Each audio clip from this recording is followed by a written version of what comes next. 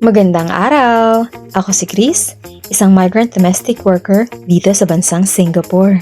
Ngayon ng araw ay ipapakita ko sa inyo kung paano ko hinihiwa yung tinapay na ginagawa ko. At ganito nga siya. So dahil nga nung una ay mano-mano ang ginagawa ko, medyo mahirap talagang hiwain ang ganitong tinapay. Ang tawag nga pala sa machine na ito ay bread and meat slicer. So pwede din siya sa karne, pwede sa ham, pwede nga rin to sa daliri mo eh. Uy, hindi! Nakakatawa nga yung amo ko kasi bumili siya ng ganito para lang dito sa tinapay na to. Kasi alam niyang marunong na akong gumawa ng tinapay, so bumili siya ng ganito para mapagaan ang trabaho ko.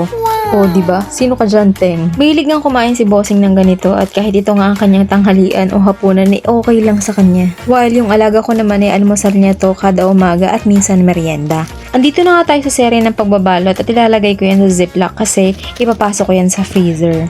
At pagkakain na lang sila, kukuha na lang sila ng paisa-isa at ito-toast nila yon. Malaking tulong nga sa akin yung slicer kasi mas maganda yung slice nito.